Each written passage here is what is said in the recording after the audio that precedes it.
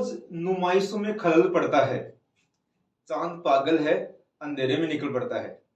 ये राहत इंदौरी की लाइन है और इन लाइनों से आज हम शुरू करते हैं भारत शासन अधिनियम 1935।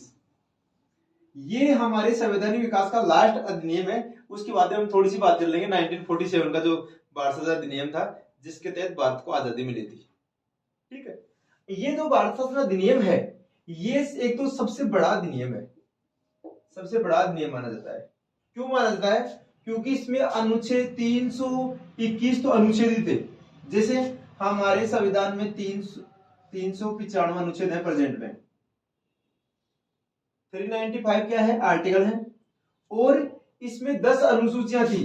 देखो प्रेजेंट में हमारे संविधान में 12 अनुसूचियां हैं, और इस समय इस जो अधिनियम है इसमें 10 अनुसूचियां थी। तो यहीं देखो कितना प्रभाव पड़ रहा है। इसके साथ में ये जो अधिनियम है, इसका प्रभाव है ना, इसका प्रभाव सबसे अधिक हमारे संविधान पर पड़ा है। इस अधिनियम का सबसे ज्यादा प्रभाव हमारे कहां पड़ा है? हमारे संविधान पर पड़ा है। और ये जो संविधान है, इस संविधान में मूलभूत बातें है ना, ऐसे कहते हैं अधिकतर मूलभूत बातों का जो इफेक्ट है ना, ये भारत शासन अधिनियम 1935 के तहत हमें देखने को मिलता है। एक बात तो ये। दूसरी बात क्या है? ये जो अधिनियम है, इसके माध्यम से केंद्र में फेडरल संघ की स्थापना की गई, जिसके तहत 11 राज्यों की स्थापना की गई। राज्यों को प्रांत बोलते हैं। जैसे प्रेजेंट में हमारे कितने स्टेट हैं? प्रेजेंट में हमारे यहाँ 28 स्टेट है और 8 यूटीज है। उस समय इस अधिनियम के माध्यम से 11 प्रांतों की स्थापना की गई और 6 चीफ कमिश्नर क्षेत्रों की स्थापना की गई। ठीक है, जैसे हम देखते हैं संविधान सभा पढ़ रहे थे तो हमने देखा कि 4 चीफ कमिश्नर क्षेत्रों से लोग आए। इसी प्रकार से 6 चीफ कमिश्नर क्षेत्र थे भारत शासन अधिनियम 1935 के शासन अधिनियम के तहत। ठीक है, इसके साथ में इसमें प्रावधान किया गया 3 अनुसूचियों की। कौन कौन सूची है? जैसे संघ सूची है, समवर्ती सूची है और राज्य सूची है। तो संघ सूची में 59 सब्जेक्ट थे, विषय 59 सब्जेक्ट थे इसमें। संघ सूची के ऊपर ओनली केंद्र कानून बनाता है। संघ सूची के जो विषय हैं उनके ऊपर केंद्र कानून बनाता है। जैसे रेल है, ये संघ सूची का विषय है। ठीक है जी। इसके साथ में राज्य सूची, इसके ऊपर राज्य कानून बनाता है। इसके जो विषय है ये 54 थे, 54 विषय थे। इसके साथ में समवर्ती सूची है, समवर्ती सूची के 36 विषय हैं। समवर्ती सूची के ऊपर संघ और राज्य दोनों कानून बना सकते हैं। ऐसे विषय जो दोनों के कॉमन है, संघ और राज्य दोनों इस पर कानून बनाएंगे, इनको कहें समवर्ती सूची। क्लियर हो गया यहां तक? आगे चले। आगे हम बात करते हैं। तो ये जो यहाँ क्या है कि देश शासन था, ये जो देश शासन की स्थापना है ना, ये 1919 के अधिनियम के तहत की गई थी। जैसा मैंने लास्ट का जो अधिनियम पढ़ा था हमने 1919 का अधिनियम, उसमें हमने देखा था कि केंद्र और राज्यों में देश शासन की स्थापना की गई थी। इस देश शासन की स्थापना ने इसको खत्म कर दिया और ये कहा गया कि स्वायत्त कर दिया गया, मतलब राज्यों को और केंद्र को शासन करने के लिए स्वायत्त छोड़ दिया गया इस अधिनियम के तहत। इसके साथ में जो न्यायालय था हमारा, सुप्रीम कोर्ट था, उस सुप्रीम कोर्ट को फेडरल जुडिशरी बना दिया गया। इसका मतलब क्या है? फेडरल जुडिशरी का मतलब यह है कि यहाँ संघीय न्यायालय की स्थापना कर दी गई और संघीय न्यायालय की अंतिम शक्ति है ना, वो ब्रिटेन की गवर्नमेंट ने अपने पास में रख ली। मतलब यह है कि यहाँ कोई भी डिसीजन होगा ना, उसका फाइनल डिसीजन ब्रिटेन से आएगा। इसका कहां से आएगा? फाइनल डिसीजन ब्रिटेन से आएगा। तो ये सारे तत्व हमें देखने को मिलते हैं इस अधिनियम के तहत। इसके साथ में सांप्रदायिक प्रतिनिधित्व है, जिसकी बात की थी हमने 1909 के अधिनियम में।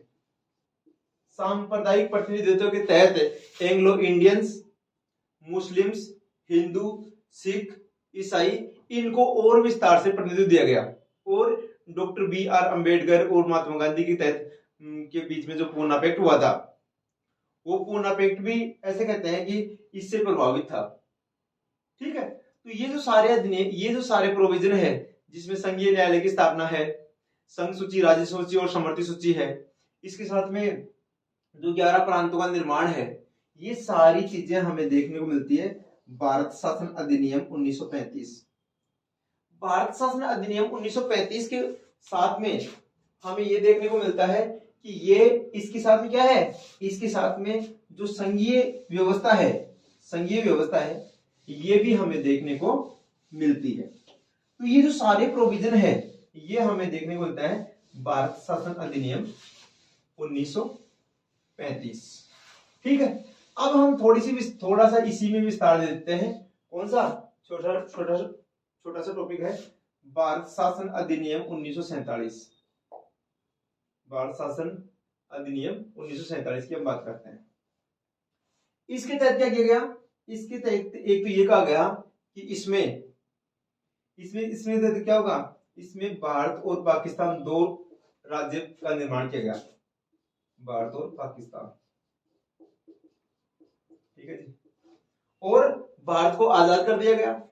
इसके साथ में यह है कि इसमें इस अधिनियम के तहत जो सत्ता का स्थानांतरण है, सत्ता स्थानांतरण कर दिया कहा, मतलब ब्रिटेन ने क्या किया, अपनी सत्ता का स्थानांतरण कर दिया भारतीयों के हाथ में, और भारत और पाकिस्तान नाम से दो अभिन्न राज्य बना दिए गए। और जो देशी रियासत है, देखो ये जुड़ी हुई है किसके तहत है, माउंटबेटन योजना के तहत जुड़ी हुई है, इस बात को ध्यान रखें। देशी रियासतों को स्वतंत्र छोड़ दिया गया, देशी रियासतों को स्वतंत्र छोड़ दिया गया, और ये कह दिया कि आप है ना, या तो आप भारत में शामिल हो जाओ, या आप पाकिस्तान में शामिल हो जाओ, या स्वतंत्र हो जाओ। तो अधिकतर भारत में शामिल हो गई और थोड़ी बहुत पाकिस्तान में शामिल हो गई, और जम्मू कश्मीर, जूनागढ़ और हैदराबाद, इन तीनों ने अपने आप को स्वतंत्र घोषित कर दिया। आगे चलकर जूनागढ़ और जम्मू कश्मीर, आगे चलकर जूनागढ़ और हैदराबाद तो पहले भारत में शामिल हो गई, और उसके बाद में लास्ट में जम्मू कश्मीर को शामिल कर दिया गया। इस प्रकार से हमें देखने को मिलता है भारत शासन अधिनियम 1935, भारत शासन अधिनियम 1947, और उसके बाद में हमारा संविधान बनना शुरू हो गया था। अब इस जो हमने ये जो बात की है, कब हमने ये बात की है 1947 तक। ठीक है, इससे इसके बाद में जो संविधान सभा है, कार्यपालिका है, न्यायपालिका है, व्यवस्थापिका है, राष्ट्रपति है, प्रधानमंत्री है, इन सब की हमने क्या कर दी है, सबकी बात हम कर चुके हैं। हमने अभी तक इसमें जो इस YouTube चैनल पर जो वीडियो आए हैं, आप इसमें प्ले लिस्ट में देख सकते हो, इसमें हमने बात कर दी संवैधानिक विकास की, संवैधानिक विकास के टॉपिक हमने कंप्लीट कर दिए। और दूसरा हमने देख लिया संविधान की संविधान सभा, संविधान सभा हम देख चुके हैं। और उसके बाद में संविधान सभा के बाद में हमने देख लिया इसमें जो मूल अधिकार हैं, डीपीएसपी है, directive principle of state policy है, फंडामेंटल ड्यूटीज है, राष्ट्रपति है, प्रधानमंत्री है, उपराष्ट्रपति है, ये सारे हम देख चुके हैं। उम्मीद करता हूं आपको वीडियो अच्छा लगा होगा।